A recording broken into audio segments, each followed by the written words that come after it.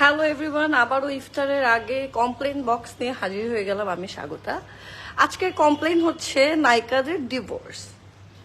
আজকে আমি একটা ভিডিও পোস্ট করলাম, কোনো একটা কুকিং শো থেকে আমাকে ভিডিওটা শেয়ার করা হয়েছে কেটে, যে আমার এটা হচ্ছে র্যাপিড ফায়ার কোয়েশ্চেন ছিল, তো সেটার উত্তর দিচ্ছিলাম। আমি বলছিলাম যে হাসানের সাথে আমার কিভাবে পরিচয় হলো এসে, তো ওইটার নিচে কমেন্টে 2-3 আপু তো আপুর কলিজায় বাগার লেগে গেল, কেন আমি দ্বিতীয় বিয়ে করলাম। আমি তো এর আগেও ভালোবেসে বিয়ে করেছিলাম। এখন আমার প্রশ্ন হচ্ছে, আপনি ভালো না বেসে কি প্রথম বিয়েটাও কি করতে পারেন? মানে ভালো না বেসে কি কারোর সাথে থাকতে পারেন?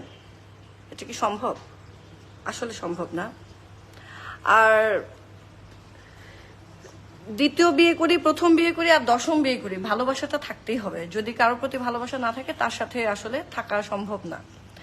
ভালোবাসা ছাড়া তারাই একটা মানুষের সাথে থাকতে পারে যাদের আসলে প্রফেশন মানুষের সাথে থাকা টাকার বিনিময়ে। তো যেহেতু আমার প্রফেশন তা না, সে কারণে আমার কারোর সাথে বসবাস করার জন্য তাকে ভালোবাসতে হয়। আচ্ছা, তার মধ্যে এখন একজন আবার লিখেছেন যে আপনাদের ধর্মে, হ্যাঁ আমাদের ধর্মে এটার পারমিশন আছে।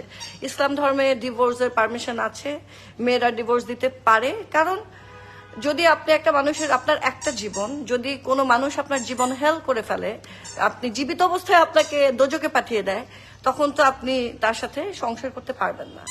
এখন আপনারা দেখেন, মানে আপনাদের যদি বলি, আমি বিয়ে করেছিলাম প্রথমটা 2015 সালে। তখন আমার ক্যারিয়ার, আমার এডুকেশন, আমার ফ্যামিলি, আমার সিচুয়েশন কি ছিল, এবং এই 7টা বছর সে আমাকে কতটা কষ্ট দেওয়ার কারণে বা কতটা মানসিকভাবে শারীরিকভাবে চাপ সৃষ্টি করার কারণে আমি ছিলাম না। সামহাও আমি অনেক লেখাপড়া করে, আল্লাহর সাথে কথা বলে, প্রেয়ার করে, সবকিছু করে আমি নিজেকে হিল করে আমাকে আল্লাহ পাঠিয়েছে একজন সঙ্গী, যার সাথে আমি আবার বিবাহ বন্ধনে আবদ্ধ হয়েছি। কারণ এই সমাজে একা থাকাটা আসলে খুবই কঠিন বিষয়। আমি যখন একা থাকছিলাম তখন আমি দেখলাম যার বয়স 16 সেও আমার প্রেমিক, আবার যার বয়স 70 সেও আমার প্রেমিক। তা আমার জীবনে আমার নিজের কাজের বাইরে প্রেমিক ঠেকানো একটা প্রফেশন হয়ে দাঁড়িয়েছে। তো এইটা তো আমি চাই না, আমার এনার্জি তো আমি প্রেমিক ঠেকানোর কাজে ব্যবহার করতে চাই না। আমার একটা গার্জিয়ান লাগবে, এজন্য আমি বিয়ে করেছি।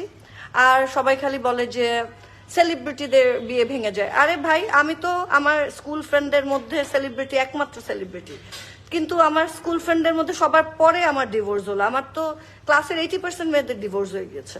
তো তারা তো কেউ সেলিব্রিটি না। খালি আমাদের সাথে ঘটলেই আপনারা এরকম উল্টাপাল্টা মন্তব্য করেন, এবং আপনাদের এই মন্তব্যের কারণে আমি 7 বছর মাইর খেয়েছি।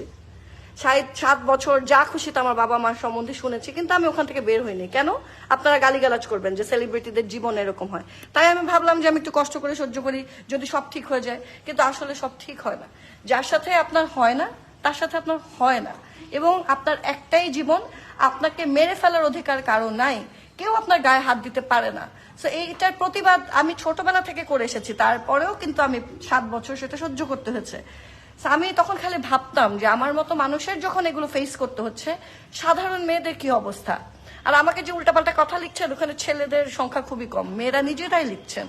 আরে আপনি একজন মেয়ে হয়ে যদি একটা মেয়েকে এভাবে কটাক্ষ করেন, টিজিং করেন, ইফ টিজিং, আসলে এটা একজন মেয়ের পক্ষ থেকে একজন মেয়েকে ইফ টিজিং, তাহলে কি এটা হয়? মানে আপনি ছেলে হলে আমি মেনে নিতে পারতাম, বা আপনি কি লেসবিয়ান, তাহলে আমি মেনে নিতে পারতাম যে আপনি আমার প্রেমে পড়ে জেলাস হয়ে আমি বারবার বিয়ে করে ফেলছি, আপনার ভালো লাগছে না, এই কারণে আপনি আমাকে উল্টাপাল্টা কথা লিখছেন। তাই আসলে কারণটা কি? আমাকে প্লিজ দোয়া ও ভালোবাসা রইল। কলিজা বড় আপু, আমার কলিজা বড়? আই ডোন্ট নো, হ্যাঁ হতে পারে, থ্যাংক ইউ। কলিজা বড় হওয়া তো ভালো। যদিও আমার বাড়ি মুর্শিদাবাদ, আমি ইন্ডিয়ান, আমার কলিজা ছোট হওয়ার কথা, কিন্তু পুরান ঢাকার মানুষের কলিজা বড় হয়। বাট আমার কলিজা বড় বলেছেন, আমার ভালো লেগেছে। এটা বলতেই আমি আসছিলাম যে আপনারা এই নায়িকাদের ডিভোর্স নিয়ে এত কথা বলেন। আমি যদি নায়িকা না হয়ে নায়ক হইতাম, কই অপূর্বর ডিভোর্স নিয়ে তো কোনো কথা বলেন না। কই কি আরো নায়কদের তো নামও মনে পড়ছে না, সবারই ডিভোর্স।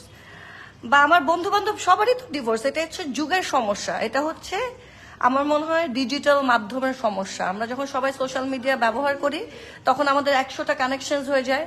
যেমন আমার এক্স হাজবেন্ড যেটা করতো, আমাকে ডিসরেসপেক্ট করতো আর মানুষকে বলতো যে সে মেয়েদের খুবই রেসপেক্ট করে। সো এই হিপোক্রেসি তো সহ্য করা যায় না, তাই না? আপনি বলবেন একটা করবেন আর একটা। আমাকে ঘরে পিটাচ্ছেন, আবার ব্যাংকে গিয়ে যে মেয়েটা আপনাকে সার্ভ করছে তার জীবনে দুঃখ শুনে আসছেন। এই ধরনের ঘটনা মানে বলতে গেলে তো অনেক গোপন কথা বলে দিতে হয়, যেটা আমি বলতে চাই না, এবং বলতে চাই না বলেই কেস টেস কিছু করিনি। কিন্তু এই যে আপনাদের যন্ত্রণায় আল্লাহর কাছে দোয়া করি, কলিজা বড় আপু যেখানে আছে যেন আল্লাহ কেন সবসময় ভালো রাখে। থ্যাংক ইউ আপু, থ্যাংক ইউ। এই আর কি রেখে দিলাম, কারণ ইফতারের টাইম হচ্ছে, আমি আর কিছু বলতে চাই না।